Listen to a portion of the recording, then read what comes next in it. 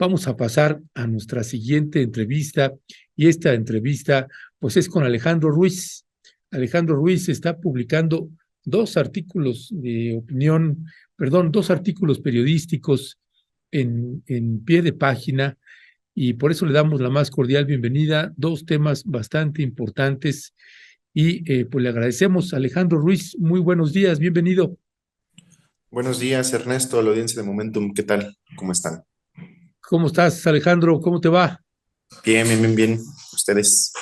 Pues también bien con este asunto que estás publicando y que también ganó primeras planas en varios espacios noticiosos, pues que la Fiscalía de Querétaro agrede a colectivos de búsqueda.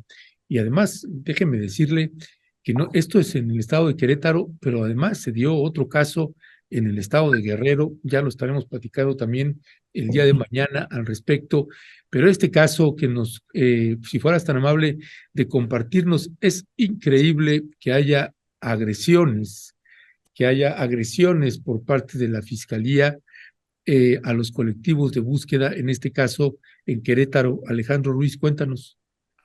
Así es, la nota que publicamos hoy en pie de página es con información de una reportera, colega queretana, Nadia Bernal, quien, digamos, acude a un plantón que estaban haciendo los colectivos de búsqueda por una jornada de búsqueda en vida nacional que se está haciendo en el estado de Querétaro desde el 15 de agosto.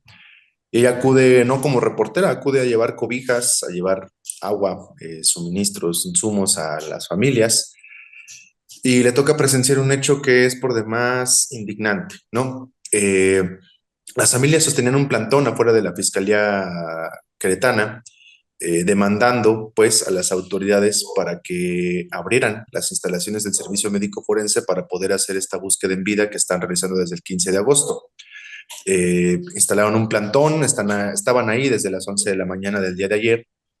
Habían tenido algunas pláticas de negociación con la fiscalía para ver si sí o no iban a aceptar estas peticiones. La Fiscalía de Querétaro, como lo ha hecho en veces anteriores, pues no aceptó. Entonces, a eso de las 9 de la noche, más o menos, apagan las luces afuera de la Fiscalía. Este edificio está ubicado en la carretera México-Querétaro, a un lado de la terminal de autobuses, por lo que está sobre pie de carretera. Entonces es un poco insegura la zona y apagando las luces, pues lo es más.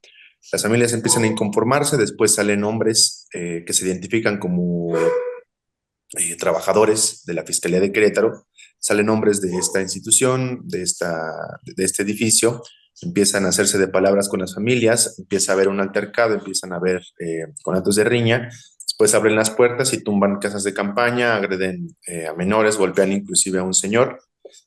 Y pues bueno, eso es lo que pasó el día de ayer. La noticia comenzó a hacerse viral, digamos, no solamente por el hecho de que autoridades del gobierno del estado de Querétaro agreden a colectivos de búsqueda que solo quieren encontrar a sus seres queridos, sino también porque no es nuevo esto que está haciendo la Fiscalía del Estado.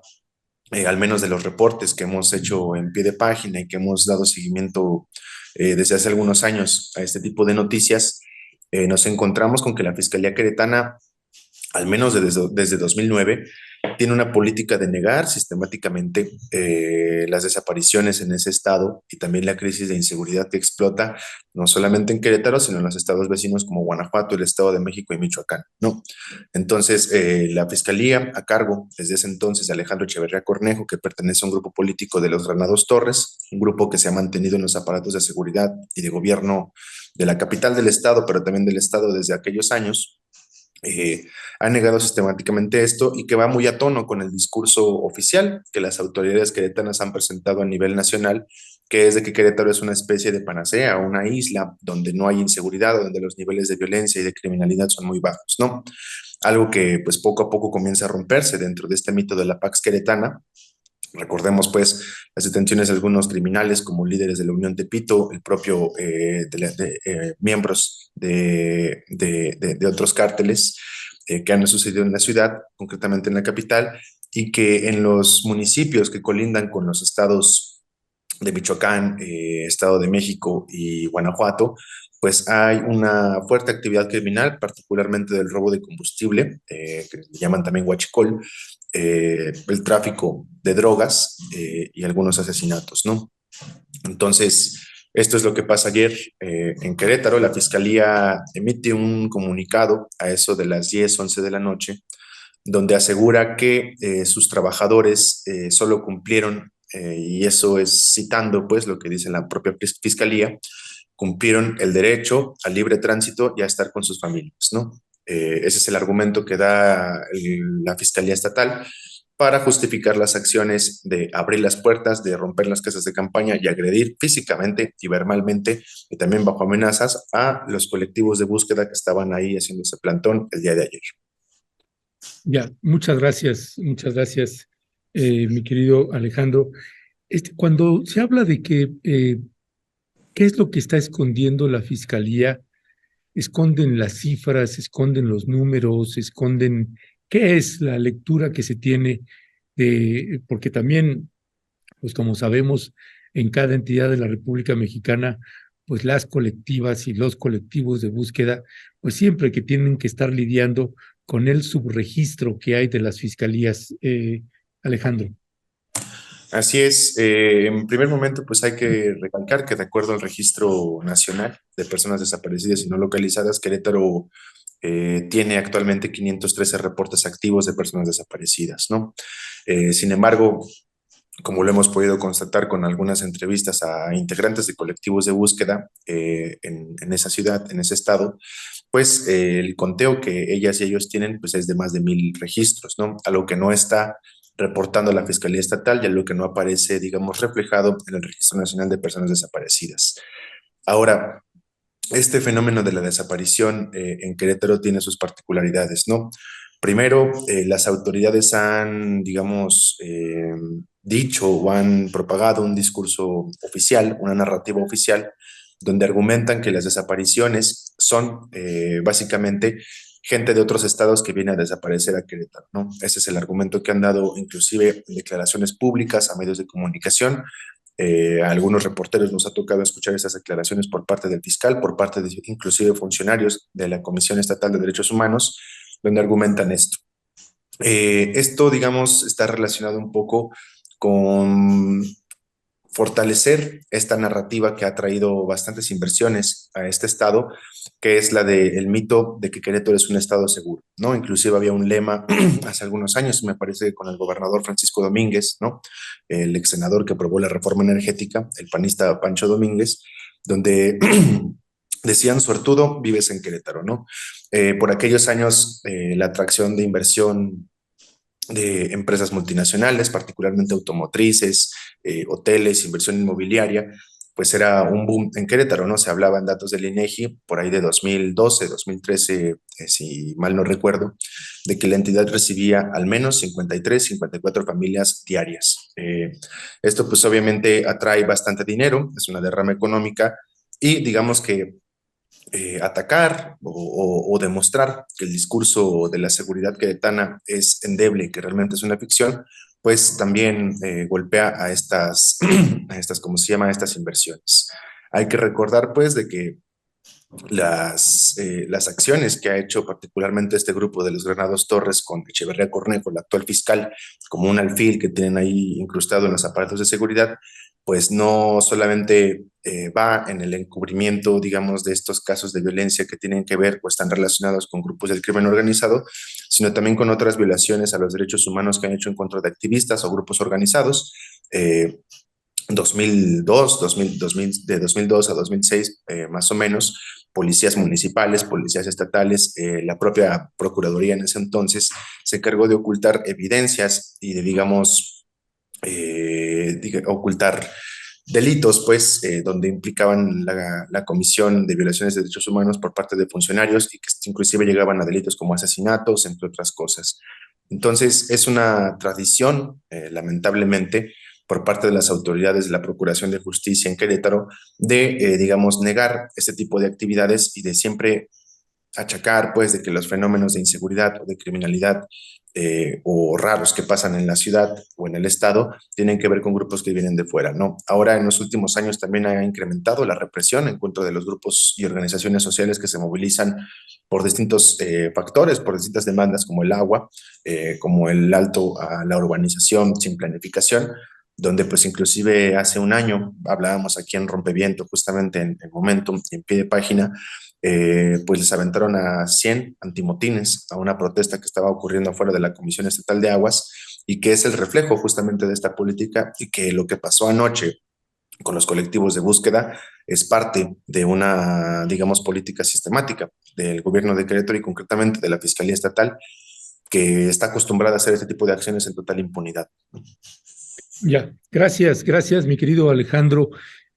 Pasando a la otra noticia, al otro trabajo periodístico que estás publicando, pues es también en seguimiento a un caso que ya habíamos abordado también con ustedes en pie de página y que le están dando seguimiento a este despido injustificado y arbitrario que hubo también contra una profesora en el claustro de Sor Juana y que finalmente hay una buena noticia, se logra la indemnización por despido injustificado, Alejandro. Así es, ese caso lo publica nuestra compañera Isabel Briceño. Eh, sí, sí, sí, sí, sí. Más bien la otra Sí. nota que yo publico es el caso sobre los expedientes del CISEN y del Archivo General de la Nación. Discúlpame, perdóname. Tienes Sí. razón, esta es la nota de Isabel Briceño que sigue después en la siguiente entrevista y es precisamente esto que han estado dando seguimiento, también los archivos secretos que pues siguen siendo secretos y no quieren dar algunos expedientes que involucran políticos y narcos, Alejandro. Así es, pues el día de hoy, de nuevo, como la semana pasada, la gente del Mecanismo para el Esclarecimiento Histórico de los Crímenes Cometidos contra la Guerra Sucia reiteran que el Centro Nacional de Inteligencia, CNI, ha omitido entregar los archivos que desde hace una semana les pidieron para, digamos, realizar estas indagatorias sobre los crímenes y las graves violaciones a los derechos humanos cometidas durante el periodo de la Guerra Sucia, ¿no? Entre estos archivos, como ya lo señalábamos la semana pasada y como también lo hizo público en un primer informe, el Mecanismo de Esclarecimiento Histórico, pues están expedientes enteros sobre casos relevantes en el país, como el asesinato de Luis Donaldo Colosio, de Francisco Ruiz Massieu, expedientes enteros sobre el Ejército Zapatista de Liberación Nacional y fotografías de las Brigadas Blancas, pero también fichas o expedientes completos de ex agentes de la Dirección Federal de Seguridad. Recordemos, pues, de que esta Dirección Federal de Seguridad se crean durante el gobierno, me parece, de Miguel Alemán, como una especie de símil mexicano hacia lo que fue el FBI en los Estados Unidos y que después, obviamente, con los movimientos políticos que estaban en el auge, luchando pues por otras formas de ver la sociedad y el mundo, pues se dedica a combatir la insurgencia y a ser una de las instituciones pilares para las estrategias de contrainsurgencia a nivel nacional, ¿no?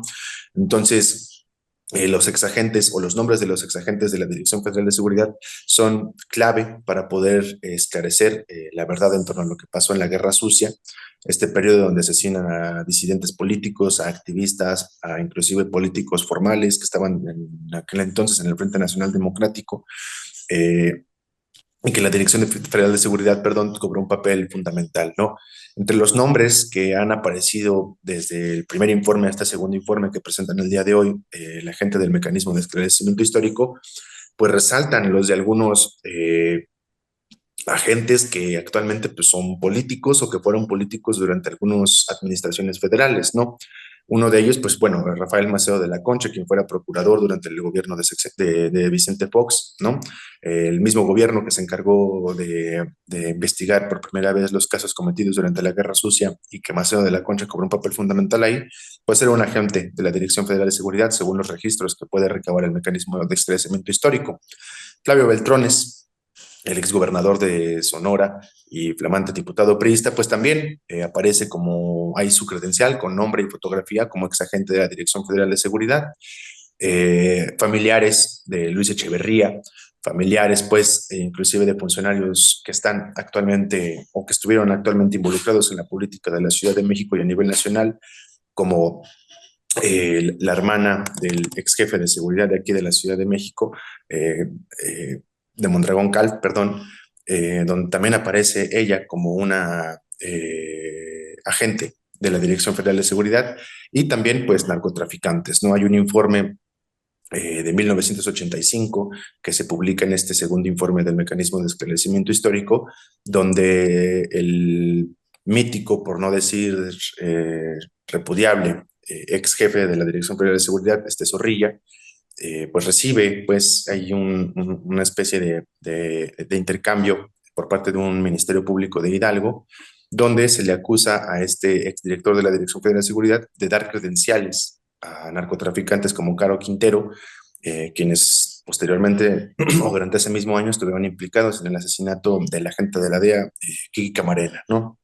También durante, digamos, la administración de Paniagua, ¿no?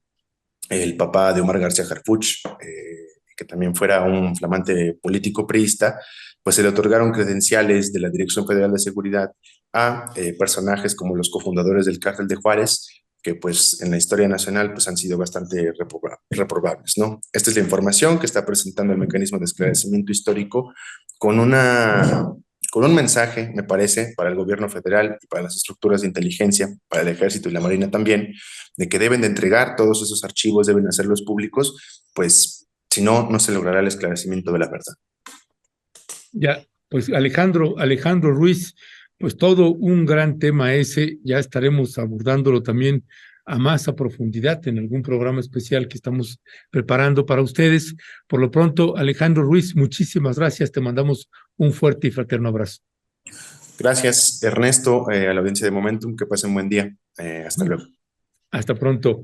Alejandro Ruiz, de Pie de Página, ya le colocamos los dos textos que está publicando precisamente en Pie de Página nuestro apreciado Alejandro Ruiz.